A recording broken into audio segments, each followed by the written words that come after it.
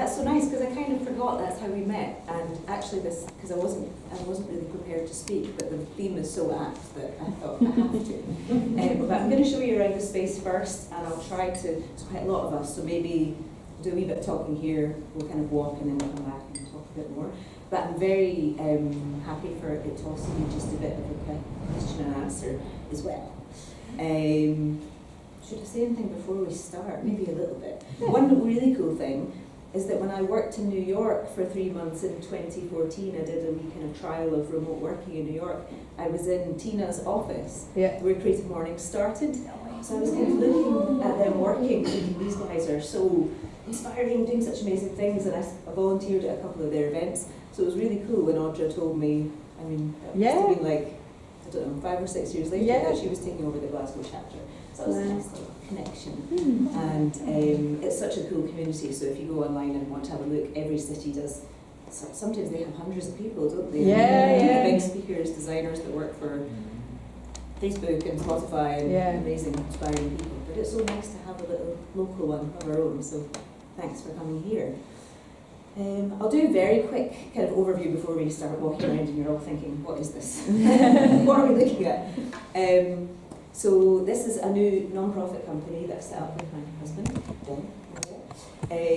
And I won't get into too much detail, but Toast Caravan is my other company that still exists, and that was where I ran co-working spaces.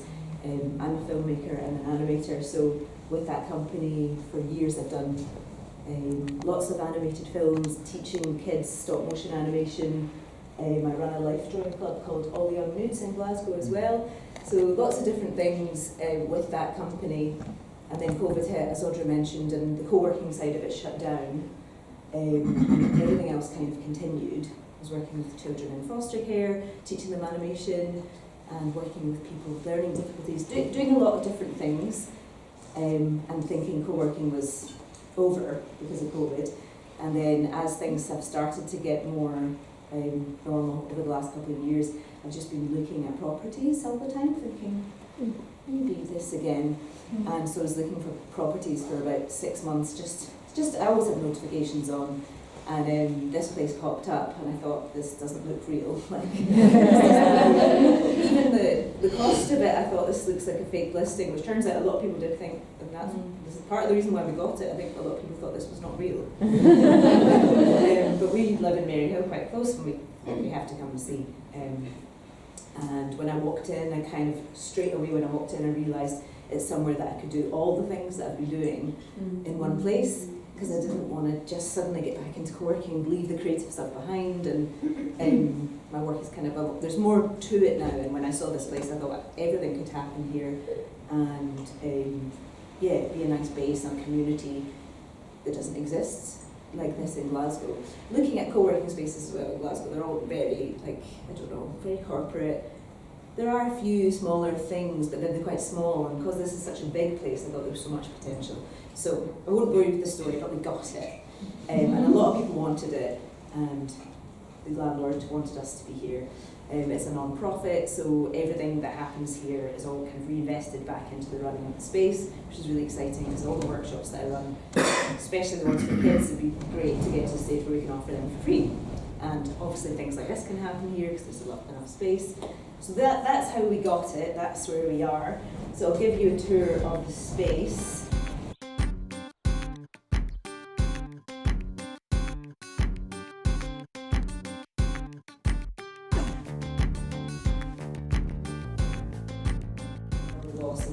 But while I worked there, I started All the Young Nudes as something creative to do on the side, because the job was was intense. And it was my first job straight out of university, like very high paid and a lot of pressure. And so starting the drawing club was just this little saviour every once a week. And that was all my friends from art school that came originally. But the drawing club, it was at the Flying Duck, I don't know if anyone, maybe came. So that was 2008, Tuesday nights, £4. And within a few months of starting at All the Young Nudes, there were 100 people queuing up to come in. So we had 4 life, it was absolutely amazing. We had DJs and it was just great. And so after about a year of struggling with that horrible boss, one of the producers I was working with in the job said to me, you should not be working here, usually and they told me they'd like to work with me directly rather than through the company. So he kind of gave me a lot of confidence to start on my own. And through all so I was just, this is such a chance thing that happened, just an amazing thing that happened before I'd quit the job. I was walking into work down Ruthven Lane, if you guys know Ruthven Lane, just off Byres Road, where DiMaggio's used to be, and there was just this handsome dude standing outside, and he just said, hello, and I was like, hi, what are you doing? Like, who are you? We just got talking, and that was Ike, and then he said, do you want to come and see? I've got a creative agency in here. It was such a crazy thing. Showed me around his office, and I was like, this is great, and he said, and the unit next door is empty, and it just, from there, turned into, every time I went in, he said, you should do this. He just kept saying, this is such a, because I said, oh, I could work in here with lots of the other artists that I know, because through all the Young Nudes I'd met loads of freelance creatives who didn't have a place to work, so that's how it kind of started. But he just encouraged me to do it. I left my job, went in there, and through all the Young Nudes I was able to have the big network of creative people, and within 6 months we were full with 10 people working there, renting desks. And at the beginning it did operate quite like a little creative agency. We made loads of films in teams together, so I got so much experience working for National Theatre and Citizens Theatre and BBC Channel 4. We did lots of little animations as a team. It was amazing. Then we took on even more space in there, and it became like very much, I'm a manager and we've got 20 co-workers and I'm not doing any creative stuff, but everybody there loved it. But then we couldn't get fibre optic broadband, so we had to leave. Everybody's sending these giant files and they're all like, and they wouldn't dig up Ruthven Lane at the time. I think it was just after I'd been to New York.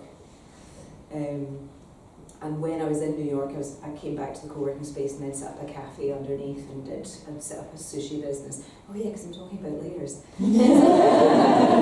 I was going to see if I could prompt you to that. Yeah. What's the weirdest enterprise you've started that people would not expect? I remember what the line of my chat was supposed to be. So, and I was talking to George about this the other day. It's always, since I've started, it's kind of been, for me, a case of like trying lots of different things, meeting lots of different people and seeing which one goes. And it was like that originally in the co-working space, it was really nice. There was a lot of people that were up for talking about that all the time because we're all quite similar. And so all the Young Nudes kind of flew, although on paper, and when I talked to business advisors, they were like, this drawing thing's silly. It's like, this isn't like the root of the kind of source of everything really in the end. And it's the one that's still going. But yeah, at one point we started a sushi making business. It was actually quite successful, but it was a bit like, you're going to need to drop all these things if you're actually going to do this. But we made sushi at Tea in the Park and nearly died. Staying up all night washing rice.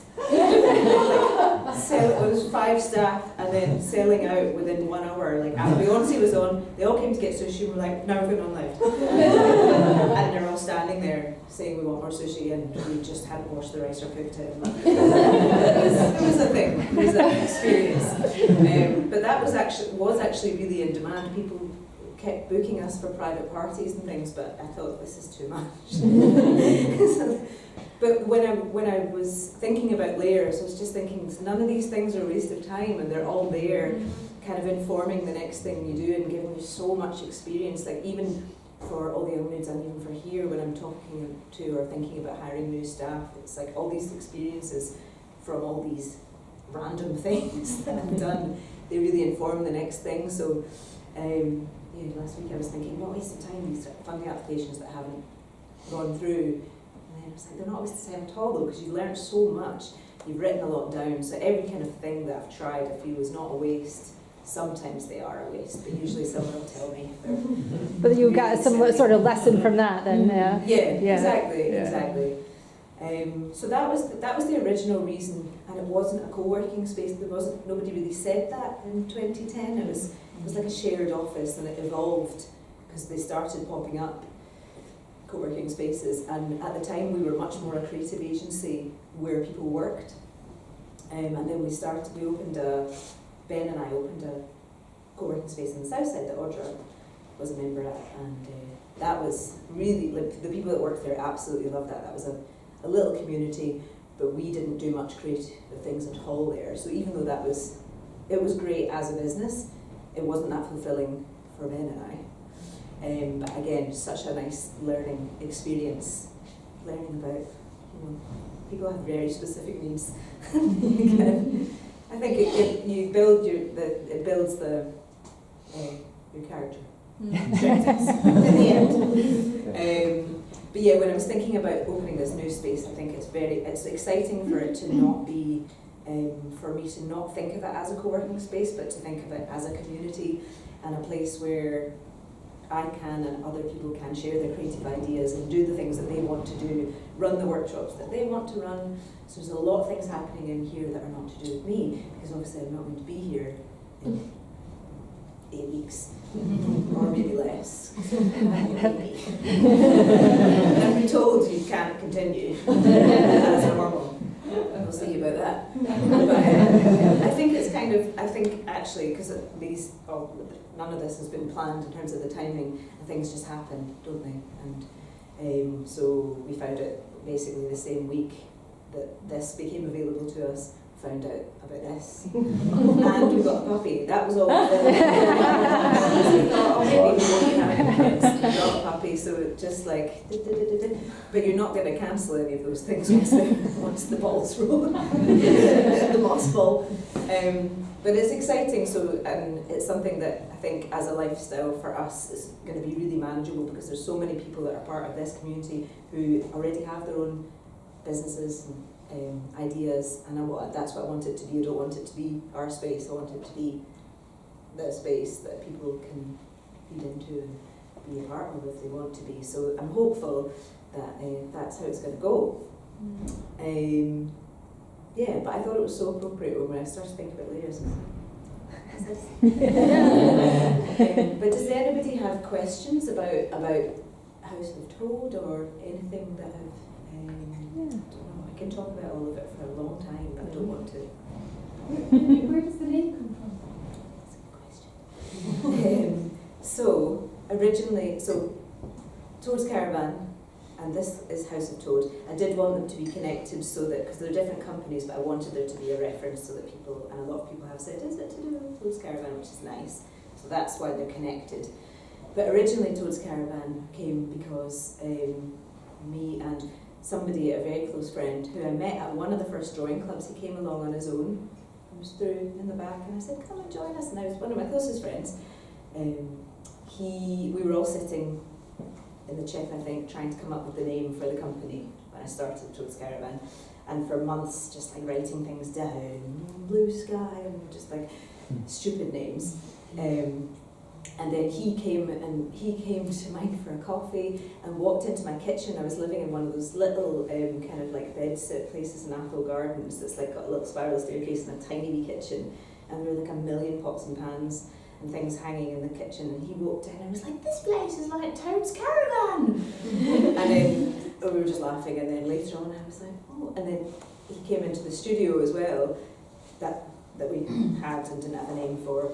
And we were talking, and I'd painted everything canary yellow. This is actually a very strange coincidence.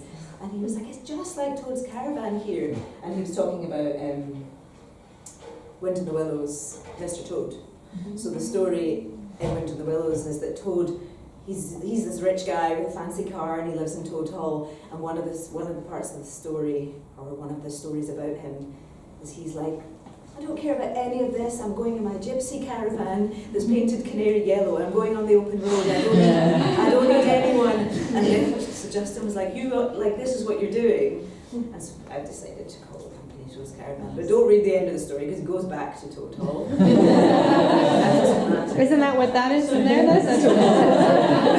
this is House of Toad. And that was because of House of Gucci. So I walked in and I was like, House of Toad, like House of Gucci, but Toad. not like Toad Hall. I don't want that association. But that's kind of that's where it came from. It was just this nice kind of story of somebody kind of saying, I don't really care about all these things that give me lots of money and glitz and whatever. just going out on the road, fishing. So that's where the name came from. Brilliant. Yeah. What's either your favourite bit of advice that you've ever been given, or the best bit of advice that you can impart to creative entrepreneurs? I'm so glad something just popped into my head, because I just gave it to somebody else. So when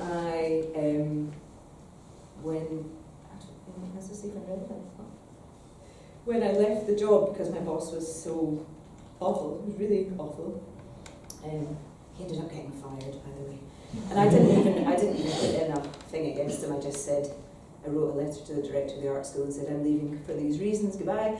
She was like, thanks for letting me know, and about a year later, I found out he had been fired because other people had had a similar experience. So it wasn't messy, it was a big deal for me because it was a very great job, and my mum thought I was mental packing it in because the guy was not that nice, but anyway, so it was very stressful, and I had taken on the lease for the new place, and I was just very in a very kind of nervous place, and I got this funny eye thing that some people call Alice in Wonderland syndrome, where it's almost like vertigo, but you kind of don't know what level everything's at. I was just a bit freaked out, and I was doing lots of yoga to try and be chill.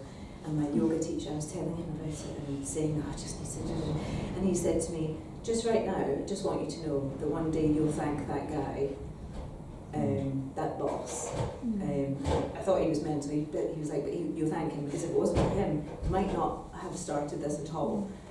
And not that long later, maybe a year later, he walked past my new office, and I was standing outside with my new friend Ike, and he walked past, and I went, hello. And he was the one kind of cowering, embarrassed about seeing me. And I thought, thank goodness for him, because otherwise I wouldn't have this new company, I've met these new people, and be in this new life. So I really liked that advice. And somebody was talking to me about something similar recently, and I said, it's made you it's helped you to do the next thing. So that's a good way of looking at it. That's the one that popped into my head. Lovely. Well, thank you very much, Joanna. Thanks. That's wonderful.